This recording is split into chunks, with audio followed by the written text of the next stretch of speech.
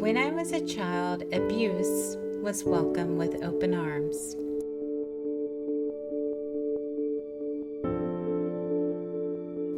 "40 years later, I found myself in an abusive marriage trying to find a way out. I wrote a letter to God and I had it placed in the Western Wall, located in Israel. I asked God to save my life, and I promised I would fight for those who were abused.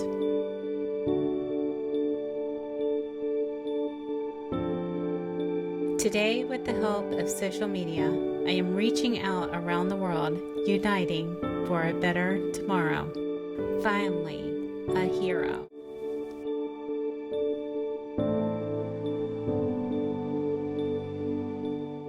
Well, I think for me specifically, I didn't start out with a thought of I want to empower women. I'll take it back to middle school where I was really bullied, and the people who bullied me were other girls, right? And so we learn at a young age to separate ourselves and not lift each other up for competition, for all kinds of different reasons. So I was a pretty timid teenager and timid young adult, and as you know, as a young adult, I went through a domestic violence situation for a number of years. And when I came out of that, what I said to myself was, I will never be put in that situation again. I will never be at the end of a fist, at the end of a foot of somebody who's trying to hurt me. And I kept that bottled inside of me. I was ashamed. I felt very less than. I felt damaged. And I never told my story. I never shared that I had been a survivor with anyone other than my therapists and very close friends who were aware.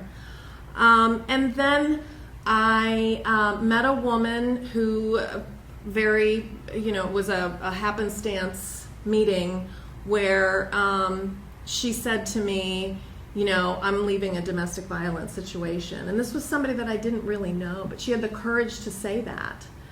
And that took me back, that she was just emerging from this. I had come from it several years before, but she had so much more strength than I did in telling her story. And she was frightened and everything. But I realized, I have to be more vulnerable. And I have to, because I said to her, I come from a domestic violence situation. There were several times I didn't think I was going to live through the night.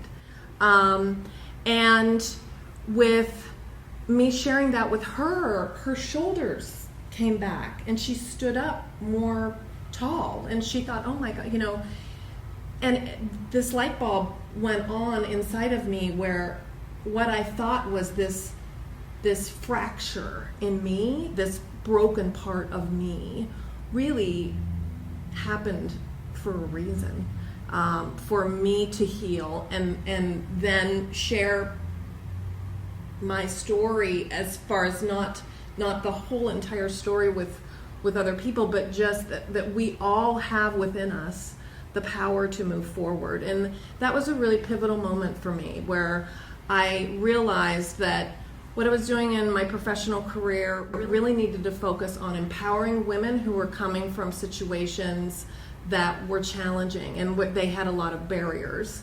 So that's where it began. I have so many fears. I have so many failures, and there are so many different things that I have thought at a specific time. For example, about a year after we launched Dress for Success, we were in a partnership with another organization that I realized that wasn't a good partnership. And we started moving forward with separating from that partnership. And I had worked really hard, left my career. I was a single mom, and this really, to me, putting myself out there in the community, as you put yourself out there in the community, you want to make sure that people know that you're accountable, that you have integrity, and that fear of, I've partnered with the wrong people, now I'm going to have to back out of this. How is that going to look in the community? But the biggest thing is making sure that the women have the support they need. And I came to work one day as we were going through this very scary separation, and there was a sign on the door that said, "Dress for Success, Columbus is closed." The previous partner had come in over the weekend, changed all the locks, taken control of everything. This was a huge public failure. Huge for me, right? I had signed agreements that didn't read through all the way. I had made commitments, that, what is that saying? I did something that I wrote a check that my mouth couldn't cash, or whatever that is, right?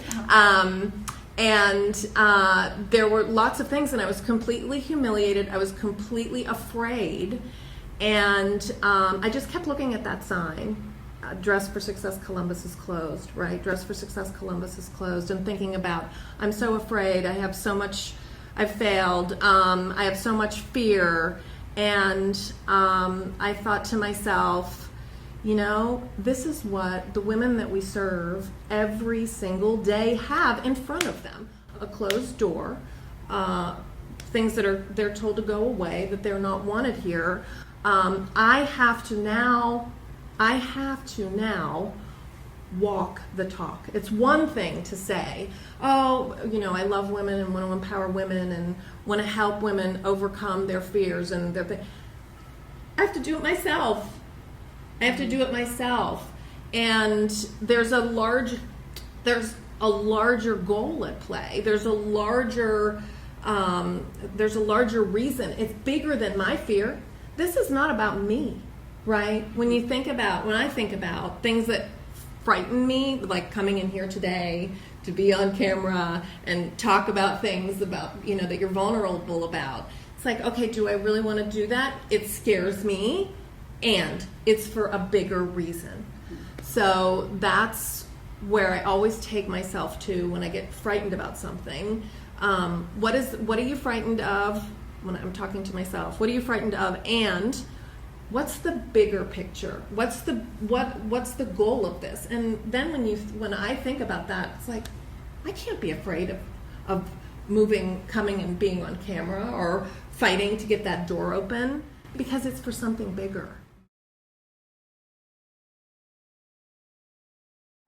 I sent you a little clip. I sent everybody yes. that we're interviewing. Yes. I sent the same clip to, because it was Medea, Yes. and it was about letting go. Yes. And I love that piece because it's so true, and it makes you laugh no matter how she describes it. I lead with vulnerability, meaning that I keep myself open to just about, I like to meet new people, and I like to be transparent and open and vulnerable.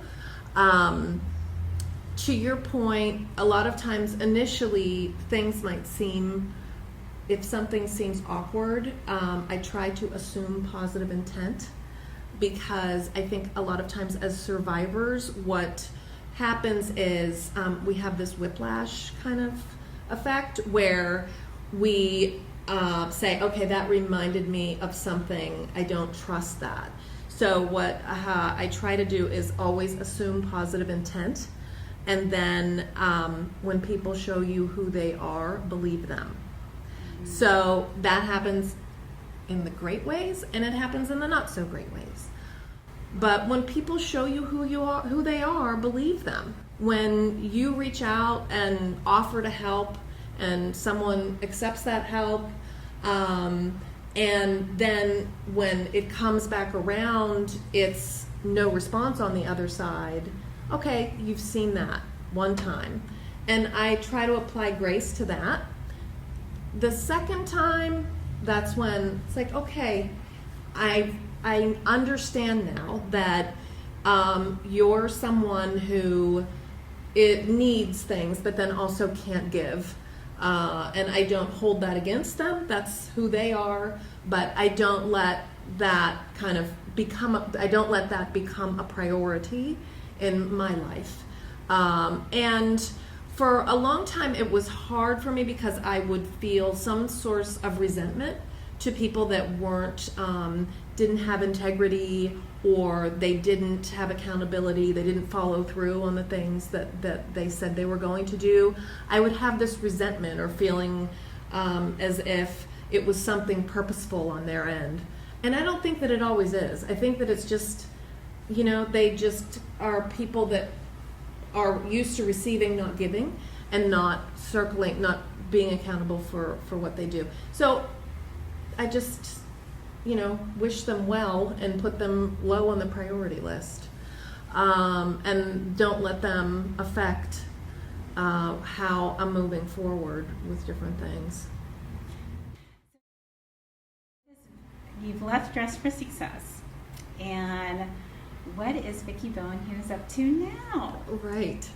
Well, so I founded Dress for Success Columbus in 2007, and then in 2017, I really started at our 10-year anniversary. I really started thinking about what was next for the organization, and at its core, how would it best serve women? And I realized that for the next chapter of Dress for Success, I most likely wasn't the right leader. And the next leader coming in, having renewed energy, a different set of eyes, a different woman leader in the community with a different perspective, can add so much depth and provide so much tremendous opportunity for growth in a new and different way that I would have never thought of. I thought of, I could hire a senior level leader and still stay on as CEO. I could do that. But really, for true evolution for myself and for the organization, I had to do probably the most difficult thing for me, which was pass the baton to new leadership, because I knew that was the right thing for the organization to have a fully new chapter. And for myself, I'm still going through that evolution, right? I had my whole life steeped in work that I absolutely love for 12 years. And I'm that butterfly in the cocoon right now, right? So it's very exciting to me. It's also absolutely terrifying, but I know that what my beliefs are, and I know that the next chapter for me is yet to be discovered, and I'm excited about it and terrified about it. I know. It's so weird because one of the things that you said was the butterfly. Mm-hmm. And almost every survivor of domestic violence, some way or somehow is connected with that butterfly. Mm-hmm. But don't you think that so many periods of our life, we're going through change. We're going through constant change. Change is constant. It's the only thing that's constant. And if we don't change, we become stagnated. But change is hard. It's one of the hardest things for people to go through. And you can be part of the change, or you can get changed, right?